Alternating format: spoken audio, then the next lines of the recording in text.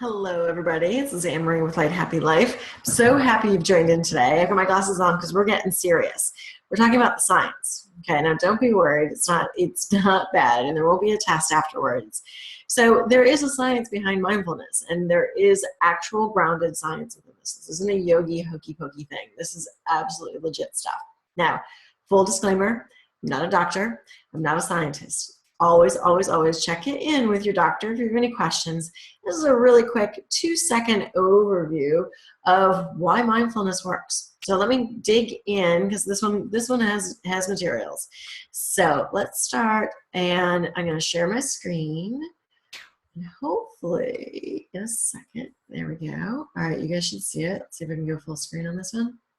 There you go. All right, so let's review where we were. So we talked last time about practical mindfulness and what it is. Awareness of what's going on in your thoughts, in your words, in your body, in your breath. So say it with me. Awareness of what's going on in your thoughts, your words, your body, and your breath. Okay? Then recognizing what's happening, taking note of it, and then taking action to change it. So with that in mind, let's talk about stress. So stress is here for a reason. Stress was because we need to run from the proverbial saber-toothed tiger, right? We need to save our lives. We need to get out of a war. We need to find food. We need to take care of our family. Like that was here because there was something coming after it. And our nervous system was designed to be that way. The problem is we're now in a state of chronic stress, whereas before, chances are you weren't being run after by a saber-toothed tiger 24/7, right? There weren't 8,000 saber-toothed tigers coming at you every day. But now that's the world we live in. It's email, it's text, it's all of the pressures of your day-to-day schedule, handling your house, handling your life, handling your relationship, your family, your kids, everybody. It's chronic stress. And that's where the problem comes in, is because your body was never intended to be in that saber-toothed tiger state the entire time. That's why there's so many stress-related diseases, so many stress-related issues. Your body is not intended to be like this the entire time. You have to find balances. And your nervous system is actually designed to do that. So let me talk briefly about your nervous system. Okay. So there are two sides to your nervous system. Again, not a scientist, but this is a really simple way for you to remember it. It's called your autonomic nervous system, which is part of your nervous system, way more complicated and decades of training, right, that I don't have. But these are the things that I've learned, and this is what I know to be true. Two systems of your autonomic, your parasympathetic and your sympathetic. So one is for rest and digest, the other is for fight or flight. Let's start with fight or flight first, which on the screen is highlighted over on one side. You can see when you're in your stress situation, your pupils expand, you have fast, shallow breaths, you get that shortness of breath, your heart bumps faster, your gut becomes inactive. And these are all designed because when you're in fight or flight, you're running from that saber-toothed tiger. Your body is designed like this and has been designed for millions of years. It has not been designed for email. It hasn't, right? So when you're in that stressful situation, especially that sense of overwhelm, it's because your body can't keep up. It makes sense. Like it can't. And these are what you're triggering. That stress is triggering your body to say, shut things down, stop working, I'm in fight or flight. Now, the other side of the coin is your parasympathetic, your calm side, your rest and digest. I'm going to use fight and flight or rest and digest. You don't have to worry about the technical terms. So your pupils shrink, you relax, you take slow, deep breaths, your heart slows, your gut becomes active again, right? So you're able to enjoy your food more, digest your food. Now, everybody's like, I want to live and rest and digest the entire time. Yep, I totally get it. Me too. There's a reason that our body was designed for both. The problem is you're living all of your time in fight or flight. If you're only going into rest and digest for 1 hour when you go to yoga per week, that's a problem. And that's where practical mindfulness comes into play. It's all about taking awareness, right? Thoughts, words, body, breath. Okay? So if you're stressed out, what are the thoughts you're telling? What are the words you're saying? How's your body reacting, right? Are you unable to eat? That's a really simple one, right? You're clenching your jaw, right? What is going on? And then what is going on within your breath? So once you're in that stress situation, it's how do you bring yourself back out? Let's talk a little bit about your brain. Again, see a doctor for more information. I always have to put that. So we're primates, right? We are. The reality is that our brain has developed over millions and millions of years. So if you take a look at the brain, and we'll talk about this in a little bit more, there's actually two parts to your brain, your monkey brain and your human brain, for lack of a better analogy. This is really simple, but I promise you easy digestible content. So your monkey brain is the part that says, what do I need to do for food, right? What do I need to do? Am I warm? Am I cold? Am I too hot? Am I in danger? Like what's coming out? Like what do I need to be aware of? Like what's my bodily functions? What do I need to do? What do I literally need to do?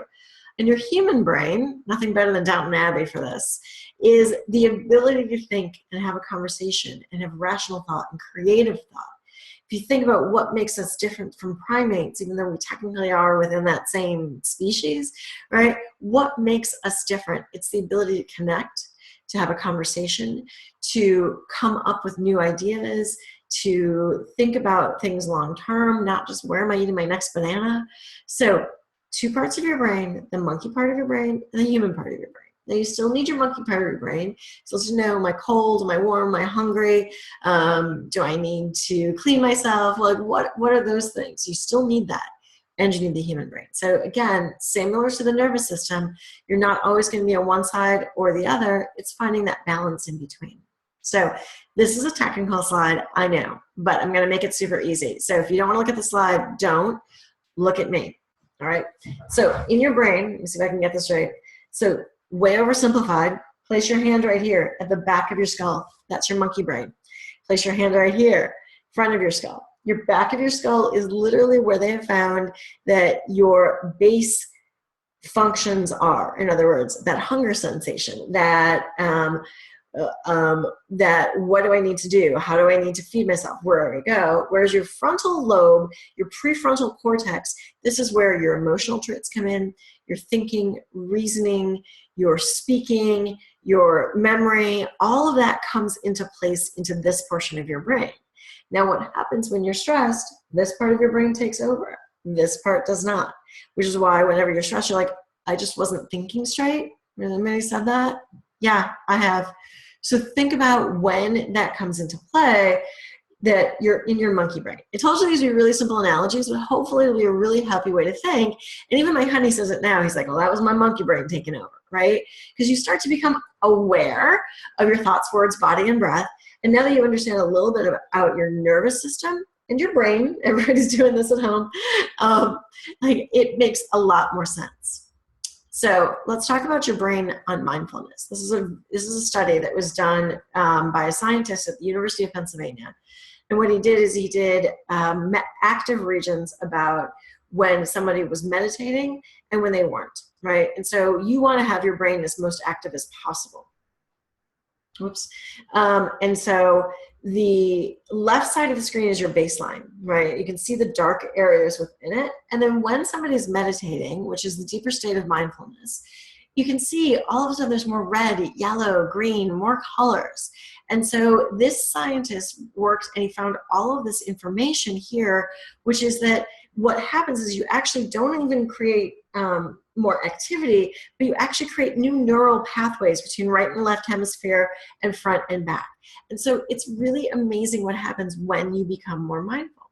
So I like to know a little bit of the science around it. Again, I'm not a doctor. I didn't go to graduate school for medicine, but these are important things for people to be aware of. It's something where you need to be aware of how your brain works so that when you apply practical mindfulness, awareness of what's going on in your thoughts, words, body, and breath, you realize that it's not you. It's the way the human species has been designed. It's that you've been designed to have fight or flight and rest and digest, both. Fight or flight is here to serve you for a reason. Yeah, there are days where you are on your game, right? And you know you've got to get stuff done. There are other days where you know you need to chill and relax.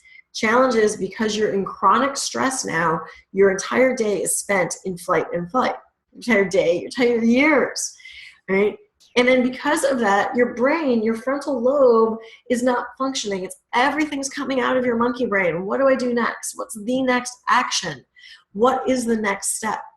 And so now that you're aware of it, you know how your thoughts, words, body, and breath all take into account when you're in these stress situations. So now the next step is recognizing what is happening, noting it, or taking action to change it. So with that, I hope you've enjoyed my small science overview today. When I first, from my perspective, when I first saw the science behind this, I'd been a yogi for years, and I was blown away. I was like, no way, there's actual science behind it. I did a set of training at Mass General Hospital, which I absolutely loved, on mindfulness-based stress reduction. And it's all about the science and the facts behind it. And then I was like, you know what? There's got to be more to this. So stick with us for mindfulness and wonderful overview and light, happy life so that you can live your best life ever. And with that, I will wish you a wonderful day. Have a great day.